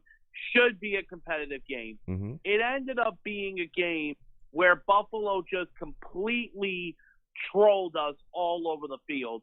Once when the Bills made that first touchdown in the game, I knew that this game for them was going to be a walk in the park. Because if you remember, Joe, this was a Bills team that came in pretty angry. Mm-hmm. They came in pretty angry after that 9-6 loss they had the week prior in Jacksonville to the Jaguars. Mm-hmm. And that game is probably one of the biggest upsets of the season so far. Yeah. Now, going into this game, Joe, I completely agree with you with the whole thing with the refereeing. You know what it is, Joe? The NFL and the refereeing hates the Jets. They hate the Jets. They absolutely hate the Jets because there were even at times, not only in this Bills game that happened on Sunday, there were even at times where the referees let the other teams get away with it. Like especially there were a couple of times when we played New England this year. There was even listen, I agree with you. When the team plays against Tom Brady, they're always not going to let Brady get the penalty. They're always going to give those penalties to the other teams. It's just, but that's just one thing. Now, Joe, Josh Allen had a field day against us. And Joe, man, I remember a couple of years ago when you used to call Josh Allen a trash quarterback. I sure did. Guess what, Joe? He's not a trash quarterback anymore. Yeah. I'm sorry, he's not. Yeah, I mean, he's not a trash quarterback anymore. Yeah, I also called him a glorified running back. I called him that too. I called him a glorified running back. I said he was trash. What else did I say about him? That he had an arm but no accuracy, and that he was garbage. I called him trash and garbage. Yeah, all of those things. I mean, he's turned into an MVP candidate there, Steve. But you know why? Because the coaching has stepped up around him. They gave him an offensive coordinator that really worked with his skill set. They were able to work on his mechanics. If you go back and read or even watch some of the interviews, was the thing that he talks about changed him from what he was into an MVP candidate was that he worked on his mechanics. Mechanics matter. You get the ball out faster. You become more efficient with your motion. Guess what? It changes a lot of things. It helped his accuracy as well, right? And then you look at the offensive cast that they put around him. They built around him. That offensive line they built up. They went and got Diggs. They did a lot of things. There was a lot of things done, within the franchise to make sure that Josh Allen succeeded. So salutes, to him. I mean, it is what it is. But he, put up the points. 45, Steve. Okay. And now let's continue on with this game. Mm-hmm. The penalties were one thing that was really bad in this game. Yep. I also have another question. Why in the hell is Greg Van Roten still on this team? I don't understand why he is still on this team. He is probably the worst offensive lineman on this team. I even hated him from last year. I don't understand why he doesn't get benched. Like, why doesn't Saleh make adjustments? Mm-hmm. The thing is, I'm upset with Robert Saleh right now. Listen, I'm not saying Saleh should be fired after this year, but Saleh has to do better with the coaching. Yeah. Where was the energy from San Francisco that he had? Why isn't he not showing that on the sideline during games? Is he doing it behind walls? Like, does he doesn't want to do it during games or not show emotion during the media? Oh, and by the way, Rex Ryan, do me a favor. Take a hike. Take a hike. I'm sorry. Take a hike. You know what? I hate the fact how Rex had to come in and basically verge. Listen, I loved Rex when he was our coach, but Rex, you brought this team down too the last couple of years when you were with us. I'm sorry. Yeah. He has nothing to say about that. So, and then the defense was horrific. When Guidry came into the game, why didn't anybody come and help him out when he was on Stephon Diggs? Diggs was having a field day against us. Yeah. Like, he was having a field day with us. I don't understand, Joe. Yeah. Joe, there was at one point, a few hours after the game, I was watching TV, and I still was thinking about the game. Joe, there were at times where I wasn't even just angry with the team. I was in tears. I almost wanted to start crying. Oh, man. Like, I understand that this year we're in a rebuild type of year, but you got to be better than that in games, especially when we're at home. Yeah. It's unacceptable, Joe. Yeah. It is unacceptable. No, and listen. You can't have these games like this. Like, Yeah, I'm sick of always getting blown out in every single game. Yeah, I'm tired of it, Joe. Yeah. I am absolutely tired of it. I'm tired of it as well, Steve, and I hear your passion, man. It's tough being a fan of this team, but like you said as well, the lack of adjustments, they were glaring. The plays that we saw led up on defense, they were glaring. Running backs coming out the backfield, we're still getting beat by a lot of the same things.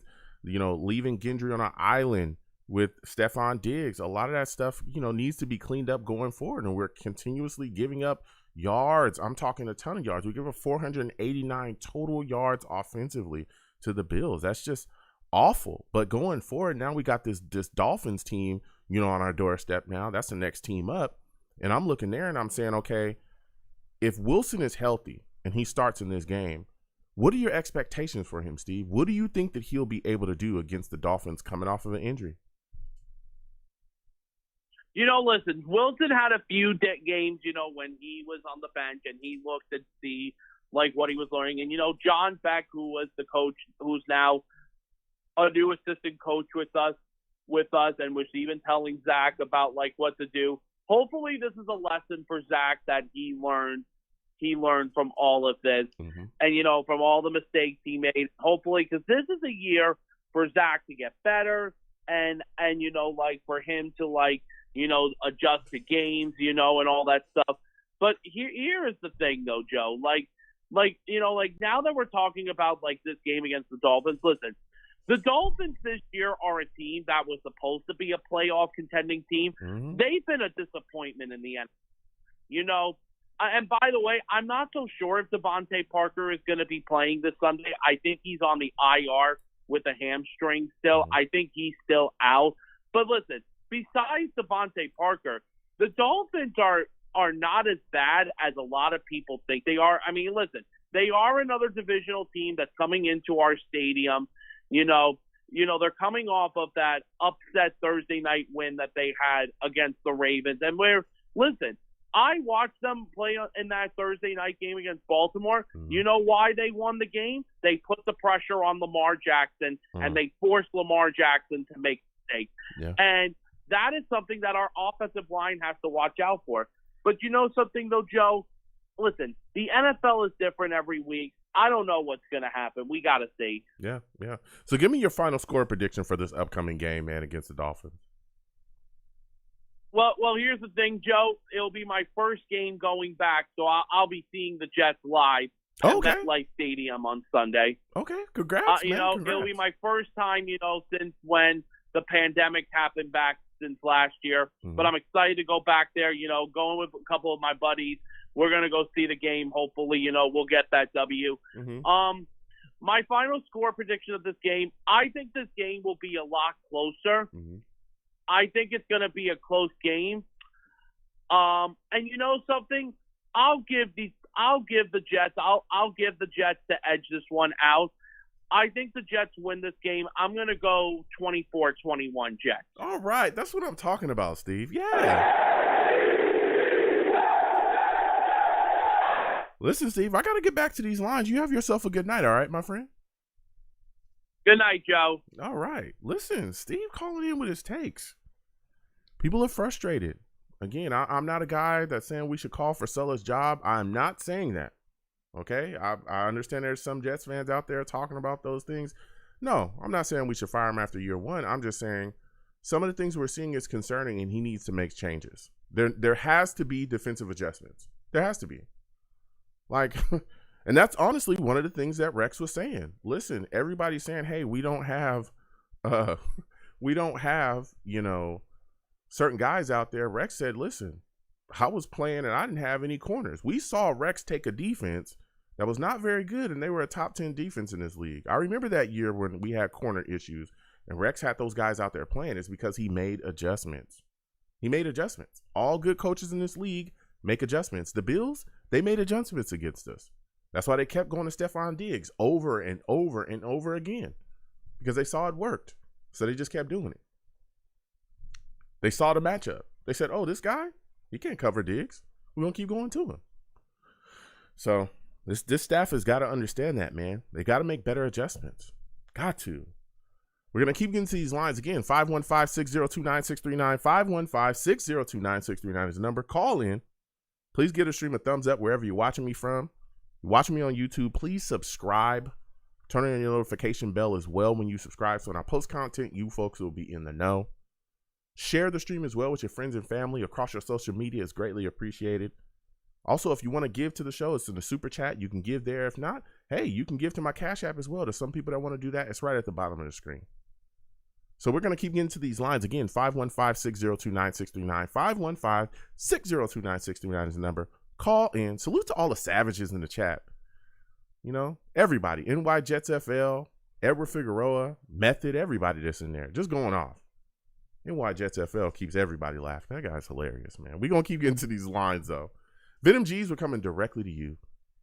Listen, for those of you that do not know, this dude, Venom G's, is a savage. He's a savage. Venom is a savage, man. Salutes to you, Venom. Salutes. What's going on, Joey? What's going on, man? Listen, 45-17, my friend. 45-17, okay? That was the score. Where do we start, man? Dude, I want you to give me your thoughts about this offense, man. What are your thoughts about it? All I know is, and I understand, I know I'm not calling for Salah's job. Comparing him to the other coaches like Rex Ryan and all them, he's not that type of coach. They didn't bring him in here to mess with the defense.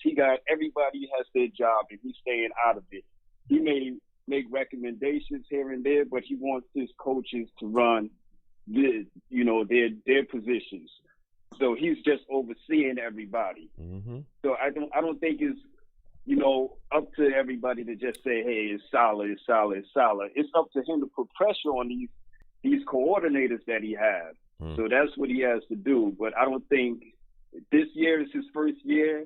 Let him get acclimated to it and see what he needs to change within this season. So I think by next season we should see something. But this team here is atrocious, man. They don't have any good players. And I know Saleh doesn't. I know they don't want to deflate these guys' egos, so they have to say, yo, it's on me. They can't come out and say, hey, we don't have great players. We don't have the players that they have now would be on somebody else's, practice squad. So all they have is practice squad players out on the field right now. Oh my and they're getting smoked every week. Every week, Joe, this is a practice squad team. This is it. This is a practice squad team. Well, here's the deal. Listen, I hear what you're saying, Venom, and I think we're all, dealing with the situation, right, of this football team and how, things is happening, right? But when you look at this situation, right, you look at this offense, yes, we're not as talented as the Bills. We all know that. I don't think anybody, would argue that. But when you're not doing what it takes game planning wise and you're not making adjustments, you make it really easy for the Bills to beat you. Right? We beat a Bengals team that I don't think we're as good as. This is a practice squad. Oh. This is a practice squad. That's why it looks like practice for the other team every Sunday. I'm looking at it and I'm like, damn, how did they go down the field so quick? I think in the third quarter they scored 21. Come on, in 3 minutes. I'm like, what the hell's happening? This ain't the defense from week 1. Oh, this man. Ain't defense from week 2, 3. Yeah. This ain't that. Yeah. This is everybody's hurt, and let's see, Marcus May ain't there to cover up some of the blemishes. So everybody's going against a practice squad now. Yeah. Look, and we have a few bright spots.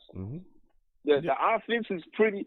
The offense, is coming together, man, and that's one of the bright spots. Is the offense. The defense. Is it? Is the offense coming together, Venom? In the stores. Is the offense coming together? Listen, Connor McGovern and Greg Van Roten are terrible. Listen, I'm sorry, those guys are horrible. No. I'm Joe. We gotta. The offense play calling is coming together. The players they have are trash. Van Rotten. I don't even call him Van Roten. He's Van Rotten. We got to get him out of here. I'm seeing people Joe. The center is going in the wrong direction. They're letting people. Ed Oliver came right up the middle. Yeah. Who are you blocking, McGovern? Like Van Roten is just getting railroads. Yeah. They're pushing. Oh my God! Yeah. He's the dog that they push in training. Yeah. Man, they lift the dog up and push him back. That's what he is. So I'm just happy, Joe. Lucky. Yeah. This year, the draft is filled with offensive linemen. Joe Douglas should do something great with this draft class that's coming in because it has edge rushers and offensive linemen. So we should be good. Hopefully this year. I'm still waiting to see what Becton looks like. We don't know what we have in Becton this year. Yeah. I mean, we don't know what we have. He's a couple weeks away though. And there's already what we have with this whole squad. Yeah, there's already people going off on him about and that whole weight thing with Becton. This is so overblown. Okay. And I'm just tired of people trying to push this narrative. Yeah. I don't want to go on a crazy rant about this, but listen. For those of you that continuously try to attach this narrative to Mekhi Becton that he is out of shape, he is not, okay? First off, when he came into the offseason, people were trying to say he was out of shape. If you look at the videos, the pictures or anything, that dude's wildly in shape. He was smaller this year than he was when he got drafted. Yeah. You could see it. Now, guess what? He jacks his knee up this year after getting rolled into, right? His knee gets, like a fractured knee, dislocated knee as well. He's going to gain a little weight because he can't do anything. That doesn't mean he's wildly out of shape. It just means he's been injured. Okay? He has to heal up. Stop trying to constantly attach the out of shape thing to this guy. Please just stop doing that. I really wish you would stop. And it's Jets media and some Jets fans that are trying to push this narrative. It's ridiculous.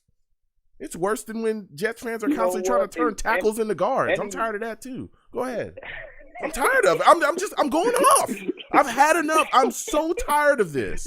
I am tired of Jets fans talking to me about turning tackles into guards. I am tired of that. Why do you guys want to do that? Why? Well, I don't understand it. Let's turn a tackle into a guard. Let's keep talking about how Mekhi Becton supposedly is unbelievably out of shape. Like, let's keep doing that. What are you talking about? No, what is going on? I feel like I'm in another dimension. Go ahead. Oh. And that's what it is. We're in a different dimension. Look at us. We turned safety to linebackers. We have safeties being pass rushers. Everything is out of sync with us. But Mekhi is in great shape, man. I see him on Instagram. He looks like he's progressing in his program right now. So just let him. He's going to be okay, man. We just got to get him on the field and see what he is. And we just can't. Right now, we just can't judge these quarterbacks with the pass rush getting and the D-line getting to them so quick. We can't judge these guys. You can't say that last game was on Mike White. You could have put Joe Montana, any best superstar quarterback back there with this line. You can't tell who's who and what's what right now. Man, let me tell you. So it's going to be tough. It's going to be tough. Yeah, Mike White made some bad decisions, but there was pressure. That first interception, he definitely got hit. I just don't – Connor McGovern, Greg Van Roten, those guys have got to be out of here. And again, Joe Douglas this offseason, and we'll get to that because we're going to be running shows then as well too. Yeah. He's got to shore up this offensive line. And we cannot keep playing this being cheap and penny pinching with a line anymore. Yeah. Go get the guys, seal this line up, and let's move forward, man. Yeah, and I think this year, Joe does. I think it's not about the coaches. I think Joe has some confidence in these two guys because they should have been off the roster last year. For him to have them come back. This is ridiculous to see what we saw from them last year. Yeah. And I say just with Salah, we saw how he looked the first year in San Francisco. Be patient with him. He's going to get this defense right. But just understand these players that he has doesn't fit the scheme. We saw this with Todd Bowles where he ran a different system, and the players that he had, he just used them because that's who he had in the building. He didn't want to go out and spend money. Every coach that we had to deal with the players that we had. They couldn't reconstruct this roster the way they needed to. So it's going to take time to build this roster the right way. Yep. Yeah. So it's going to be some time. And the Bills, just like the Bills did it, they did it in 3 years. This is our first year. The first year, Josh Allen didn't look good. Second year, didn't look good. Third year, he became a MVP. So let's just let him go. Let this thing progress. Yeah. I mean, we got to see how they play out. I know there's Jets fans calling for Joe Douglas's head as well. I get some of the arguments, but I'm not. You got to let this guy continue to build because again, I tell people with him, being limited, especially the first year he got here, he didn't even have a draft because he didn't have a draft or a free agency because they gave that to McCagnon. Leave it to the Johnsons to do something crazy like that, but that's exactly what they did, and he's still trying to build and find his way. So I'm willing to give him more time, but he's got to be more. He's got to attack in free agency this offseason, and we'll talk about it when we get there. But he's got to do that. But I want to talk to you a little bit about this upcoming game against the Dolphins, Venom, because I know you know. Are you concerned about Flores out coaching Sulla in this game? Are you concerned about that, man? Yeah, because they're going against Joe. I told you this is a practice team, Joe. This is a practice team. So there's just no Joe. They held last week the Bills to 6 points. They beat up on Lamar Jackson. We can't even get nobody to Matty Ice. Man. So what do you think they're gonna do to us? Man. This is laughable, man, because we I don't even want to be this type of guy. I want to have confidence in the team but we have a practice squad on the field. Bro, and it's sad to say that. It's sad to say that because we have, Elijah Moore. He's okay. I heard somebody say he's the number one. He's not a number one because he's so small. If you put somebody strong on him, they need Corey Davis to offset what the people are doing. So he has Corey Davis and Crowder out there, so they're drawing some attention, and he's getting open some sort of way, and the play calling has gotten better. So with that, he's getting opportunities, being exposed a little bit more. Yeah. So you get to see him a little bit more, but he's not a number one. If you put Jalen Ramsey on him, he wouldn't have a catch the whole game. If you put a strong guy on him, he wouldn't have a catch. Yeah. I think we'll continue to see a little bit out of Elijah Moore. I think everybody just. Or, there's some Jets fans that are just excited about the production that we're finally seeing out of him after, kind of a slow start. But, we'll see what happens going forward. As a Jet fan, we can have Megatron here. They will say he's not a number one. That's just how we look at it, no matter who we get. It's like, Megatron's the bum. He dropped the ball. That's how it is. Well, it is what it is. Joe, yeah. I felt you, man. I feel your pain. It's tough being a Jets fan, man. How long we been doing this, Joe? How long we been doing this? A long time. We've been starving together for a long time. That's a fact. So my next question, right? Before I let you go, my next question: when you look at the situation, when you look at the situation at quarterback, right? If Wilson is not prepared, are you comfortable starting Mike White against the Dolphins, or are you going to Joe Flacco if Wilson is not prepared? You got to stick with Mike. You got my man Mikey. He got to go back out there, man. He got to redeem himself. And this line is so trash. I'm scared. Man, the one and this is the thing that kills me with the team. 1 week they show up to as a good, and then 2 games later, they're just it's unpredictable. It's a roller coaster ride, up and downs with this team. One time, so it's tough to say. It's tough to say, Joe. Yeah. But I know Mike White should be out there. Yeah, he should. I mean, but if Wilson is healthy, man, I want to see the kid come back and be able to go out there. But again, it's just kind of up in the air right now because Sola hasn't announced it. But we'll see what happens going forward, especially with that knee. So before I let you go, Venom, because you done spit some heat already, man. I hope he does go out there. Yeah, you done spit some heat already. Give me your final score prediction for this game against the Dolphins, man. Oh man, I don't want to do if Mike White is out there, but I'm gonna do just overall. I don't even know. Should I say 49-13? The Dolphins? Oh my God! Seems like everybody's a 40 when they come here. 49. Everybody's 40. Oh my goodness! Everybody get a 40. 49-13 Dolphins. Should I say 35? Because everybody get a 32. Oh man. So it's gonna be something tough because this defense can't stop nobody, and they're just Gesicki is gonna eat. So it's gonna be a day. Parker's gonna eat. So it's gonna be a long day for us. Yeah, it is. Listen, Venom, and they can't do nothing with this team right now. So till the off season, we're gonna have to deal with this. All right, Venom. Listen, I gotta get going, man. Listen, I want to thank you for calling in, bro. Next time I have a show, I want to hear from you. You already know how we do. Definitely. You know how we do, Joe. Have a good one. You have a good one. Listen, Venom G's on the line. There's been a lot of callers tonight. I understand. A lot of upset Jets fans. It's tough. But listen, salutes to True Senate with the big donation. I said salutes to True Senate with the big donation. True Senate says, Bills Mafia in the building, but I rock with the show. Yo, salutes. Salutes to you. I wish you guys nothing but the best going forward. Thank you for giving to the platform. I always enjoy when, football fans from other teams or wherever, come on in and just talk football with me or just tell me they enjoy the show. I really, really appreciate that. I really appreciate y'all.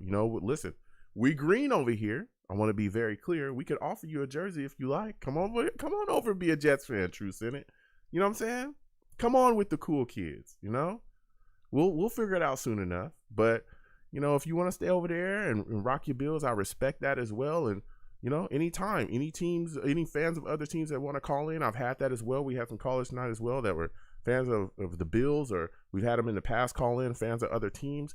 Please do, man. I really, really, truly enjoy y'all support.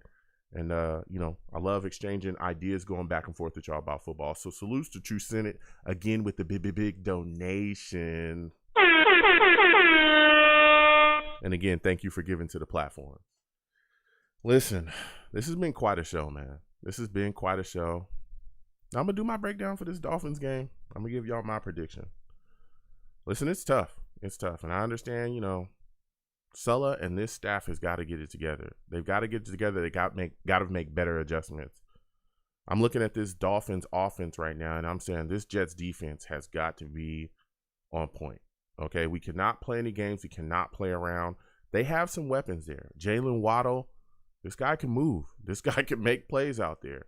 You also got Gaskins as well, another back. We've got to be able to shut down these running lanes, man. We cannot get completely starched by the running game. We gave up 139 yards just recently to the Bills. You know how much we gave up 172 yards to Jonathan Taylor in Indy. We cannot continue to get ran on like this every single week. We can't do that. You got Gaskins. That's a guy that can scoot. He can also come out the backfield and catch the football as well. We've got to be aware of that. This linebacking core has got to step up against that. I want to see Quincy Williams, do more. We got to see him out there better. Ashton Davis got to take better angles too. Got to take better angles. We also got to look out for Mac Hollins as well. Albert Wilson is another good wide receiver that they have. But I'll tell you what, Mike Gesicki, that's a guy we've got to keep under check. We've had issues with tight ends here for years. I'm talking years we've had issues covering him. You cannot continue to have issues against him, man. Can't do that. We've got to make sure that we get Mike Gesicki under wraps, man. We got to cover this guy.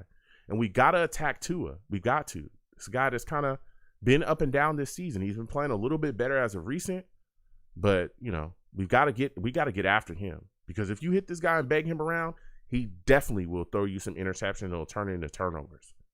Offensively, our offensive line has got to get it together. We've got to block better up front. Greg Van Roten, Connor McGovern, my goodness, clean it up.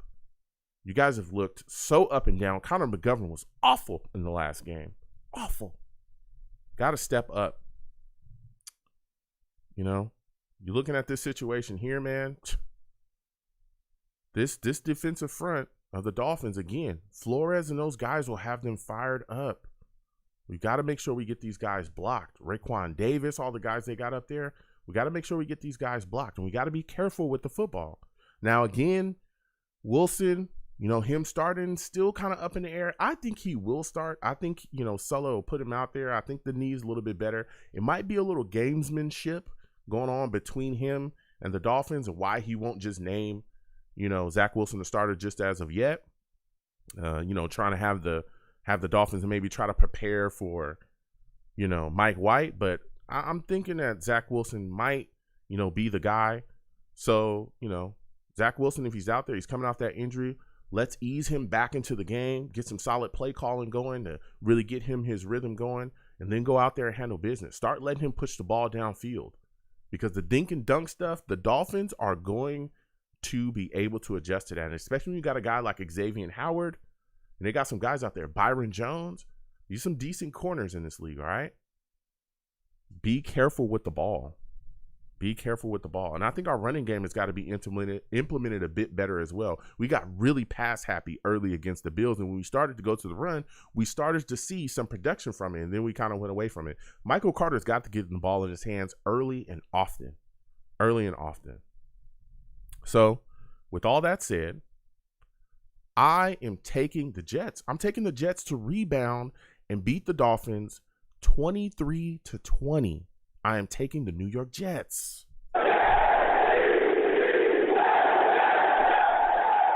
I'm taking the Jets. I know it's going to surprise people, but I believe that we'll be able to rebound.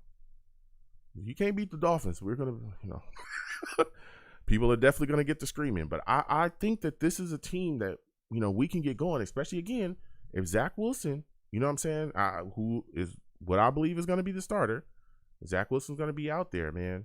We'll be solid. We'll be solid. So I'm thinking Zach is probably going to be the starter going into this game. And I'm taking the Jets. I'm taking the Jets 20-20. So, this has been a hot show, man. Been a hot show. Gone back and forth. Goodness gracious. A lot of great calls, a lot of great people speaking to. I'm going to go ahead and close it out. Listen, I'm the man of the people. I'm here for the people. Let me shamelessly promote my Facebook page. Everyone go on Facebook, search The Long Beach Joe Show. Like that page. My content's up there. Go ahead and give it a listen. Message me. I'll message you right back. I love going back and forth with folks about this football team. Also, leave me some feedback. I love hearing about what you folks think I do here on The Long Beach Joe Show. I am also on Twitter as well at YoungJ000. Again, YoungJ000. That's my personal page. All right. You can also catch me at Long Beach Joe, The Long Beach Joe, as well for the show's page. Listen, if you want to troll me, no issues. I'm the troll that lives under the bridge, and I will have my Vera Tucker jersey on at all times. At all times. Did y'all see him block 2 players against the Bills? 2. Connor McGovern forgets his assignment. Who cares? We got Vera Tucker. He'll block everybody else. He's got to. 2 bum. Those guys are garbage. Vera Tucker, Connor McGovern, and Greg Van Roten, garbage. All right? But Vera Tucker has our back. He's got our back. So I have my jersey on, and we'll go back and forth with you. All right? I'm also on YouTube as well at Long Beach Joe Jets. Long Beach Joe Jets on YouTube. For those of you listening to me on Blog Talk Radio, Long Beach Joe Jets on YouTube. All right? That's where we live stream the show. That's where I put up under content. We also game on that channel as well. Listen, you go to YouTube, you type in Long Beach Joe Jets. All right?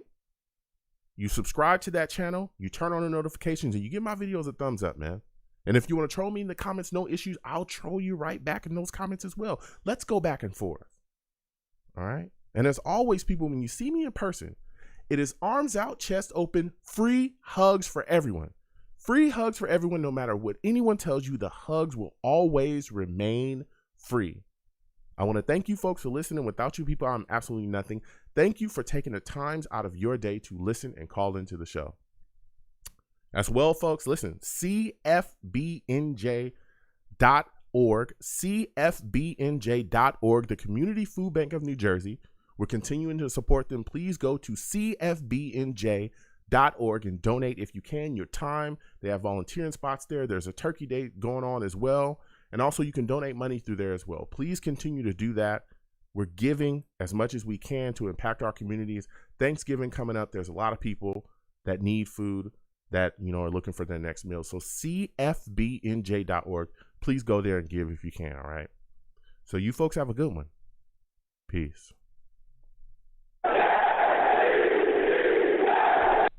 One second, folks.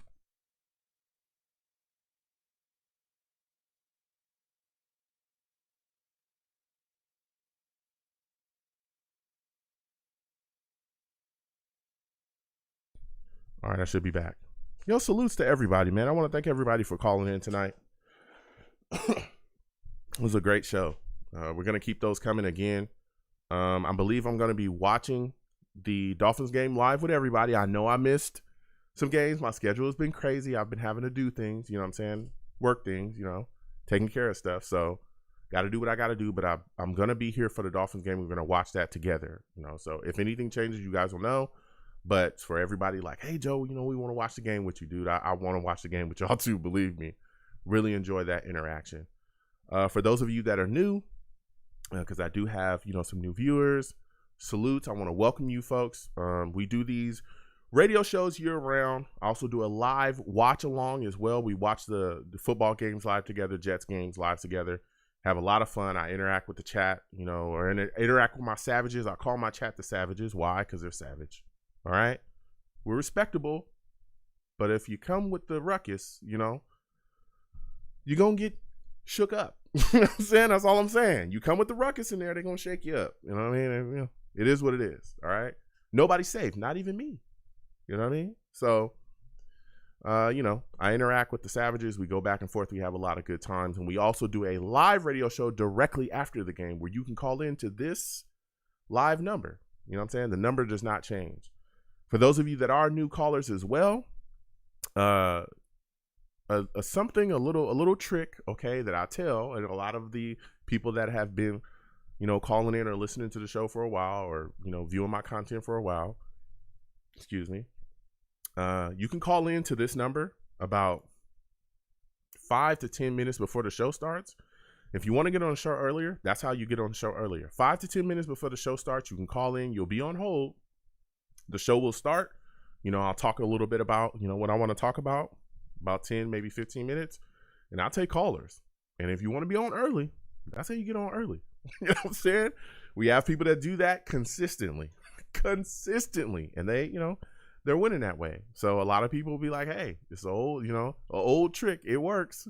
You know what I'm saying? So I let everybody know. So if you want to get on the show early, you want to talk to me early because you can't wait to get me to go back and forth with you about your takes. Hey, listen, I'm right there with you. Call into this number 5 to 10 minutes early and let's talk. But be patient again, because these lines get, you know, they get hot, but we get to everybody. And again, listen, when you call in, please make sure that your phone situation is squared away. Don't call me on speakerphone because it's not going to sound good. We're not going to be able to hear you. All right. Also, if you got a headset or whatever, clean that up. Make sure I can hear you. Don't call me from the back of your toaster. We're not going to be able to hear you. That's the big thing. I want to be able to hear you. I want my audience to be able to hear you as well. I want the Savages to be able to hear you so that we can hear your takes and, you know, learn something from you. But if we can't hear you and you're calling me, you know, from the back of a PlayStation, there's nothing I can do. You know what I'm saying? Calling me from the back of your Sega, there's nothing I can do. You know, calling me from the bottom of a dumpster, there's nothing I can do. I can't hear you. I want to be able to hear you. All right. Don't call me from the bottom of an Arizona tea. I need to be able to hear you. Okay. That's all I'm saying. So when you call this number, make sure your phone and your background is straight. All right. Make sure your background, no crazy noises in your background. And let's talk about football. You know what I mean? That's all I'm saying.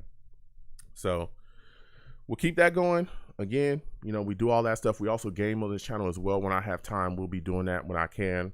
Also, you know, for those of you that are not, let me hit exclamation point links in the chat. Brings up my link tree for those of you that are new as well. That link tree has the links to all of my social media, all of my platforms, all of my YouTube pages, even the charities that I work with as well, that I'll continue to promote. It has the links to all of that stuff. All you have to do is click that link. You can go to all of my Twitters, my YouTube pages and everything. You can go there. Please follow me across my social media platforms and all of my YouTube pages as well. Please subscribe, you know, and turn on your notifications for those. So I make that real easy. So please go in there. Also my Discord, we're going to get that popping. You know what I'm saying? We're getting that popping. So please go on into that Discord, join up. I got my guys, you know, guys are working on that. So salutes to everybody, you know, that came at me about that Discord. We're going to get that popping. I got other content coming as well. I'm telling you, we're going to have a lot of fun, but it's a lot of things going on. So just please, you know, work with your boy. Schedule's crazy. I'm working on a lot of different stuff, but we get into that, you know, so salutes to everybody. So I got to get out of here because my schedule's nuts. Val Outlaw, salutes to you. Val Outlaw says, what did Rex Ryan say? He just basically said, like, you know, that the defense was awful, that they don't play, the team is not playing with any kind of passion. He just said, hey, don't compare Robert Saleh to me. You know, statistically, the Niners have been at the bottom of the division for, you know, however long. So the Jets are going to be at the bottom of this division with him. So he'll be used to that. Like he said a lot of things. Now, some of it was factual, you know, the statistical stuff. Yeah, you can't really compare Saleh as a Jets coach to him. You know, he's 2 AFC champions back to back. Some people say that Rex is the best coach we've ever had. Some people say he's right under, you know, Parcells, whatever, you know, but it sparked a fire. It sparked a fire. I will say that, you know, so Rex said what he said. It is what it is. So salutes to Val Outlaw. Salutes to Edward. Salutes to you as well, my friend. Salutes to NY Jets FL. Always good to see you in here. NY Jet says, great show, Joe, despite the usual landline calls. Salutes to you. Salutes to Jay Johnson. Yo, NY Jets be having me cracking up, man. Salutes to you, bro. It's always good to see you in here. Again, salutes to True Senate. Thank you for giving to the platform. Salutes to Method. Salutes to Took. Good to see you in here. Just salutes to everybody that came on by, man. I really, really appreciate going back and forth with y'all. Salutes to Xavier. Salutes to Kaiser. Good to see you in here as well, my friend. Salutes to Shrub. Just salutes to all the guys, man. Edward Stewart, salutes to Kevin Ramos. Salutes to all the guys that came through, man, that just really had a good time. Salutes to Juice. Salutes to Travel. Travel, you're a fan of another team. Salutes to you as well, my friend. And again, everybody, I'm going to be here Sunday for the game. We're going to watch it together. Salutes again to Nick Hunter as well. Just everybody was in the chat. Budgeting D, Brian, salutes to you as well. Just everybody that came on through, man. Salutes to y'all. Val, Venom G's, Shonen. Salutes to all of y'all, man. It's always good to, go back and forth with y'all. So I'm going to get on out of here, man, because my schedule is crazy.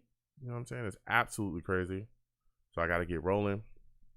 But, I really appreciate y'all, coming on by and sticking with your boy. Again, I will see you Sunday. Sunday, we're going to watch the game together. If anything changes, y'all will be notified. Again, follow me across my social media platforms, and we'll be talking about that. Listen, everybody, be safe, okay? Be safe. There's a lot of crazy things going on out here in this world. I don't know. People is getting crazy, all right? Be safe out here. Enjoy your times with your families. Sit down, have dinner, have some good food, watch some TV, create memories, with your loved ones, man. I really, really urge you folks to do that. Create some memories with your loved ones, have a good time, have conversations, and enjoy yourselves, all right? So you folks have a good one. I'm going to get out of here. Again, I'll see y'all Sunday. Sunday. We'll be watching the game together. You know what I'm saying? For anybody that's asking, I will see y'all then, all right? You folks enjoy yourselves. Be careful. Be safe out there, all right? I'll see you folks Sunday. You folks have a good one.